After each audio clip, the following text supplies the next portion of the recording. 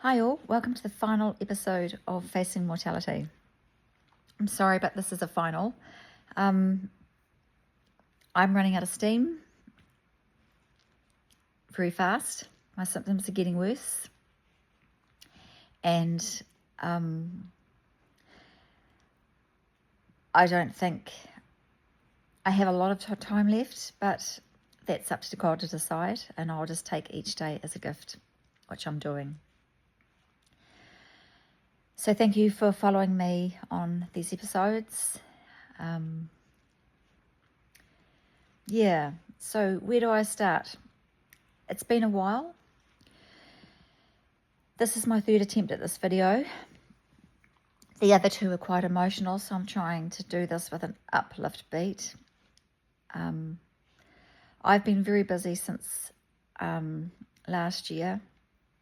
I don't know if I told you, but my father went into hospital in December the 23rd, and we had planned for him to come home. He was really wanting to come home. But his symptoms were worse and got worse, and it got to the point where they sent him to hospice. And they didn't think he would have long to live, but my father was a real trooper. He really wanted to live. He had lots to do. He so wanted to come home. The unfortunate thing was that my mother and I don't have the strength to help him. Should something happen to him, we just don't. There's no way we could pick him up. He was not a huge man, but he was way too big for us to be able to manage. And so when they thought he was passing, that they sent him to hospice, which he got looked after really well there. And then he went to the rest home. The nurses weren't so great. I take that back. The nurses were great, a lot of them anyway.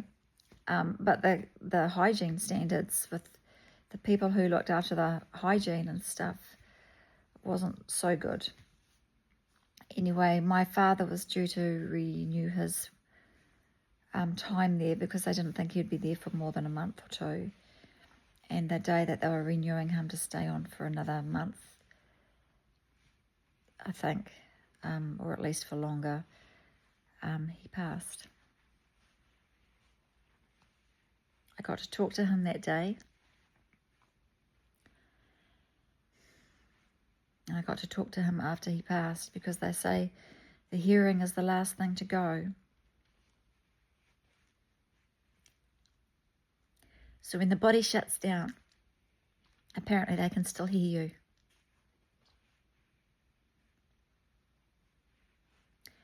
So I spoke to him over the phone, hoping he could still hear. I couldn't go to see him because I'd worn myself out so much visiting him in before with the hospital and hospice. And I went to the rest home a couple of times, but it was just wearing me out. My symptoms were getting worse. I was supposed to be resting and healing, trying to, but I was going backwards quite fast. And I still have been since. And you know, one thing that gives me a bit of pleasure in life is dressing up each day. I'm being apart from today. But anyway, dressing up each day, just putting something nice on. When I was diagnosed, I struggled to get out of my jammies and dressing gown. So now I sort of try and make myself have a shower. I usually shower twice a day and get dressed. The easiest thing would be to stay in bed, but I'm not going to do that till I have to. You know, people tell me how good I still look. And I must admit that when I make the effort, I do. More like a model at 47 Ks. But yeah,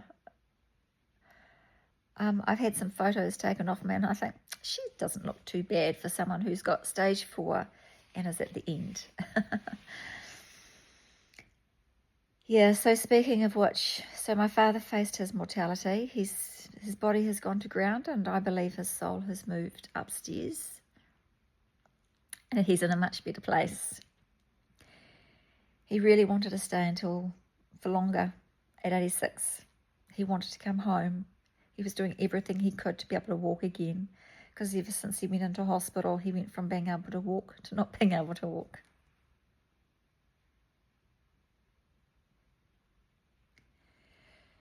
So, as I said, people sort of tell me how good I look still.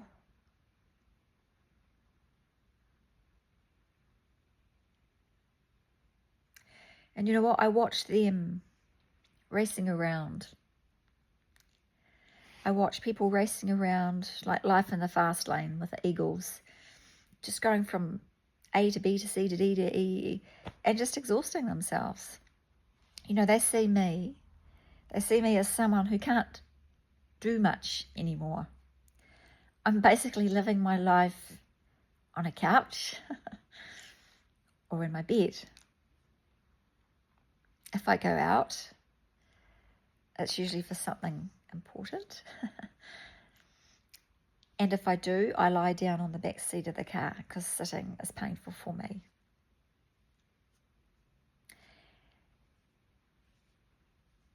You know, I feel like I'm a classic example of a really good reason to slow down in life, to get that stress out of your life.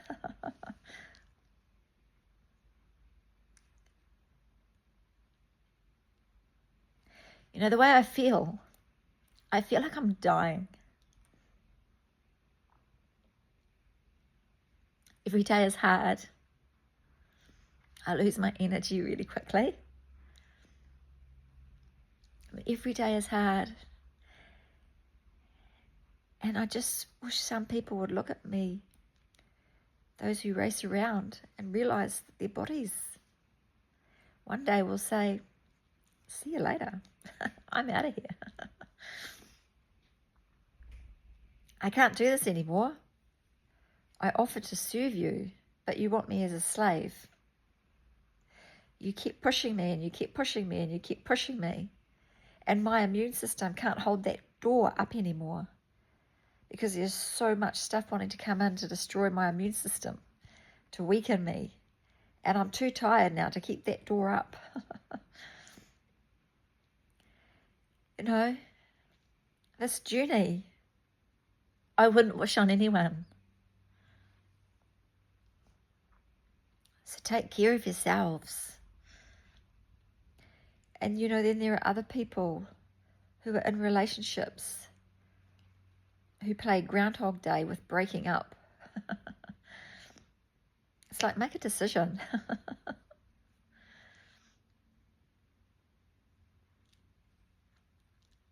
I understand that life is short. I do. And I also understand karma and facing your karma.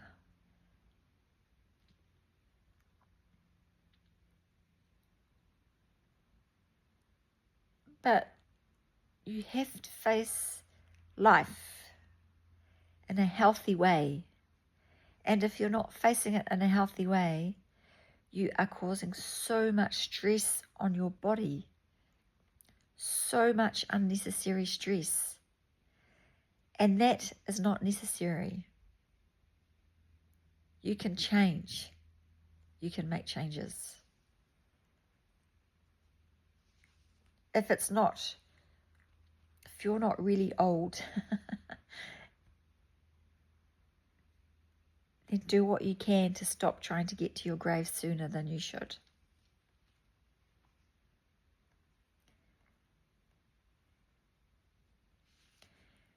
We have a soul, a mind, and a body. And the body we leave behind. And we turn it back to dust. But I believe our soul moves on, and that we're here to learn as much as we can about ourselves whilst we're here.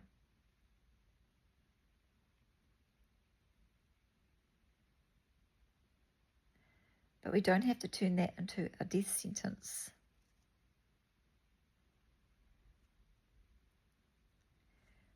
When we live from the heart, we live from love.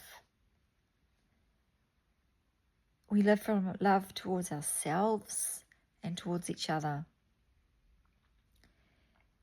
You have to love yourself, because then you will have respect for yourself.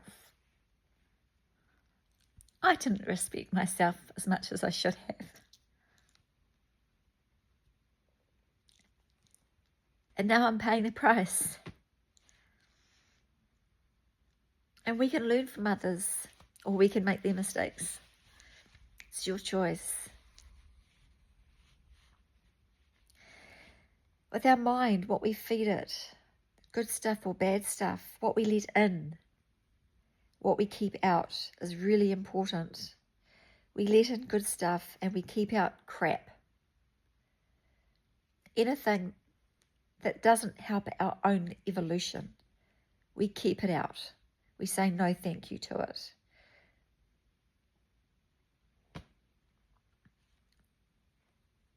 And we can only do that when we're operating from the heart. We have to operate from the heart to be able to say no to the crap that comes in at us all the time. Because when we operate from the heart, when we operate from love, then we are telling ourselves everything about us, that we are on the right track.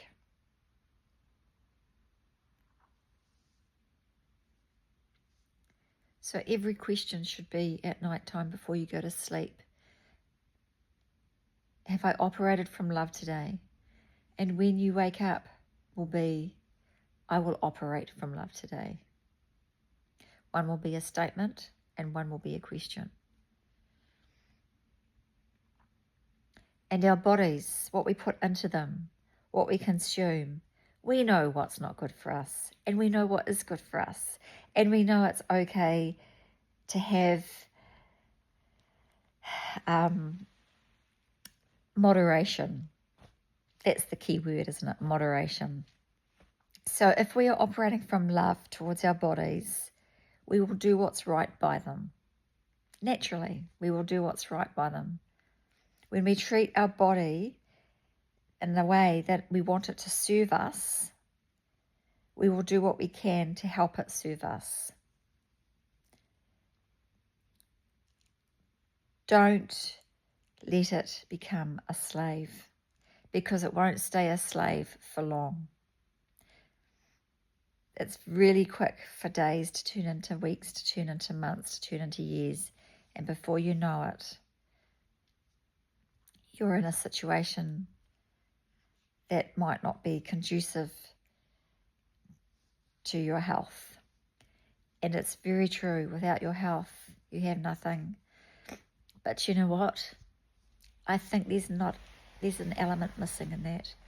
And that is, okay, I don't have my health, but I have God.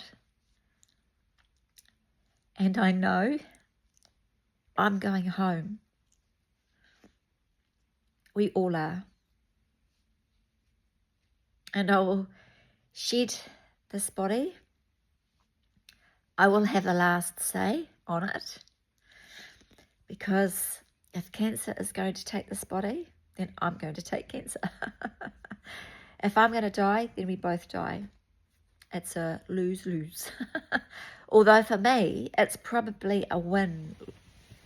And for the cancer, it will be a lose, because the cancer will die and I will be going upstairs and I will start a new journey. So I won't actually die. The cancer will. Anyway, I wanted to say, look after yourself. Be loving to yourself. Just let love in and you'll go far.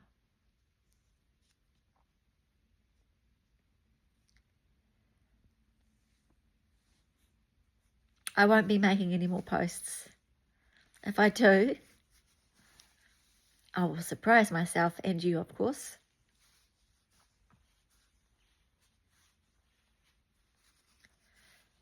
I'm just really tired, as I've said before. I'm in a lot of pain. And now the blood or the bleeding has caught up with me too. I'm now bleeding every day.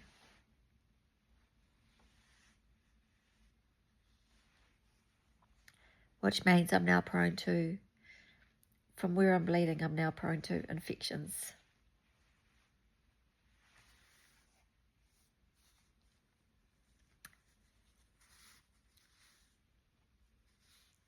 My hands are in God's hands. And that's all that matters to me. But I just wanted to say thank you. And I'm sorry for not finishing all the topics I had. My bad.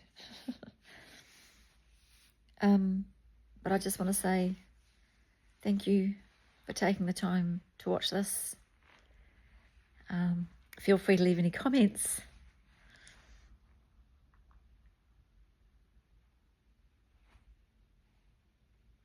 And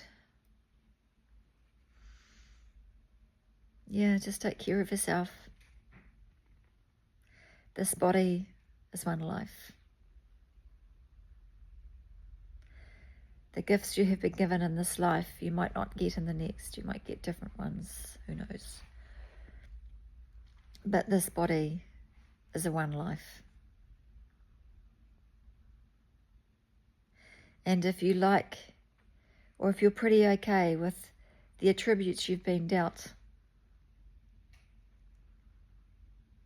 then make the most of them. Show your gratitude for them.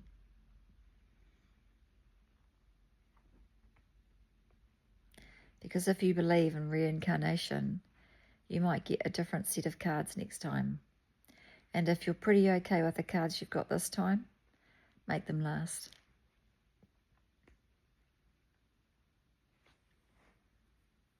I don't know if reincarnation is there or not, but my understanding is it is. But I'll find out, I guess, when I go upstairs.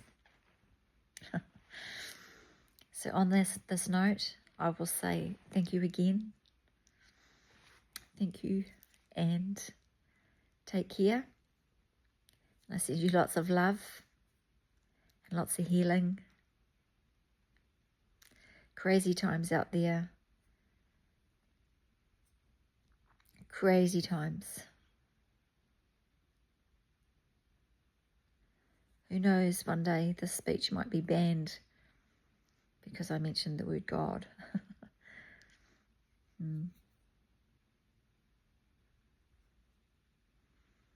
Freedom of speech. Anyway, thank you. The Korean sign love. Send you love. And yeah. Over and out.